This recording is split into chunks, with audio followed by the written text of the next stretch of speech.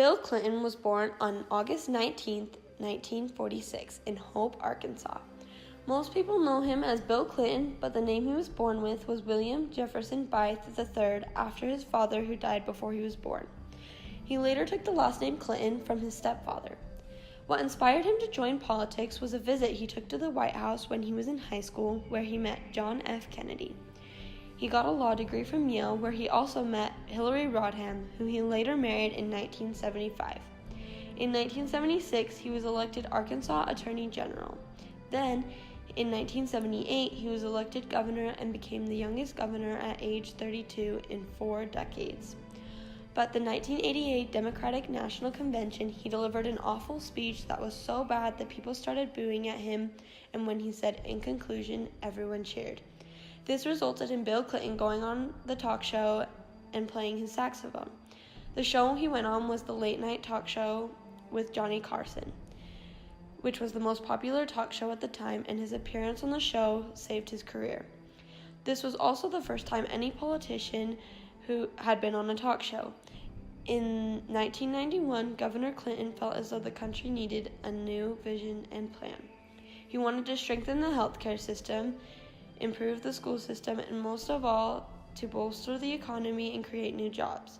He brought his message to the country by going door to door, holding one-on-one talks with people in town hall meetings, and appearing on various talk shows. In 1992, he was elected the Democratic presidential candidate and chose Al Gore as his vice president. They campaigned on the concept of putting people first, preserving the American dream, restoring the hopes of the middle class, and reclaiming the future for the nation's children. Then, finally, on November 3, 1992, Bill Clinton was elected the 42nd President of the United States. 1 year into his presidency, he signed the Medical Leave Act that allowed people to have an unpaid leave at their job if there was a medical emergency. Then, on February 26, 1993, a bomb went off in the World Trade Center, killing 6 people and more than 1,000 suffered injuries. That event marked the beginning of a string of threats against the United States made during the Clinton administration by both foreign and domestic terrorists.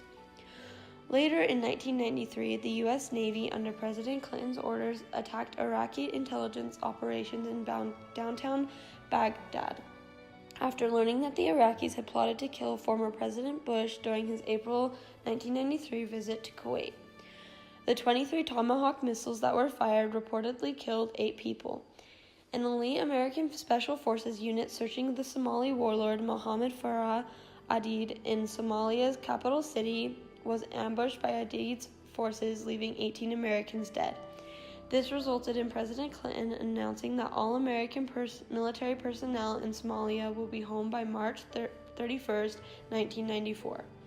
At the end of 1993, President Clinton signed the North American Free Trade Agreement, NAFTA, that eliminated nearly every trade barrier between the United States, Canada, and Mexico, and created the world's largest free trade zone.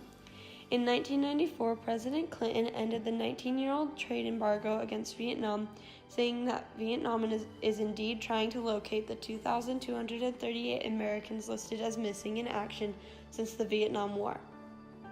Clinton also expanded law enforcement and the death penalty in 1994, which resulted in 100,000 more policemen and the death penalty covering more than 50 federal crimes. Also in 1995, the United States extended full diplomatic recognition of Vietnam 22 years after the United States withdrew military forces from that country. In the 1996, the successful Clinton-Gore team ran for re-election, pledging continued leadership in building the bridge to the 21st century, meeting the nation's challenges and protecting our values. On September 3, 1996, President Clinton orders a cruise missile strike against Iraq after Saddam Hussein leads a siege against the Kurdish city of Erbil in northern Iraq. Then, on November 5, 1996, Bill Clinton was once again elected by the American people to serve a second term as President of the United States. In 1997, the Senate ratifies the Chemical Weapons Convention, making illegal the production, acquisition, stockpiling, or use of chemical weapons. A woman named Paula Jones tried to pursue a sexual harassment lawsuit against Clinton while he was in office. which affected his future with another case about Monica Lewinsky, which in the beginning of 1998, rumors started about him having sexual relations with her while she was his secretary, but they weren't a big deal until the end of 1998. In between this scandal, there were attacks on American embassies in Kenya and Tanzania, where 224 people were killed and 20 of which were Americans.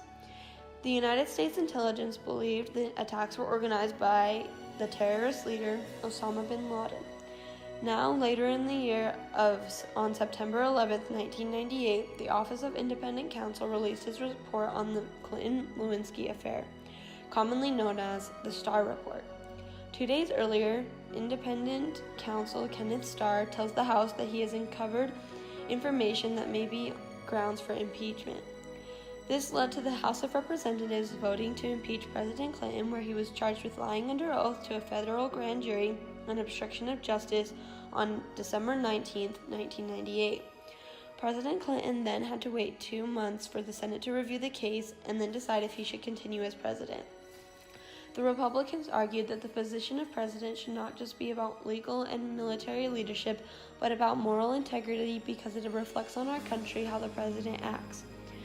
But the Democrats said impeachment is for those who abuse their power as president to commit treason or to harm others.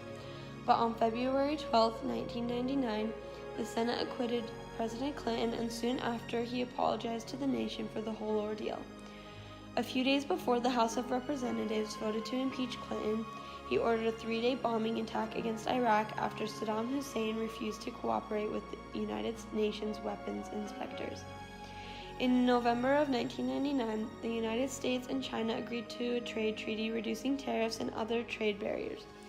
The treaty is to come into effect after China joins the World Trade Organization and Congress grants permanent normal trade relations between the two countries, which happened 5 months later in March of 2000.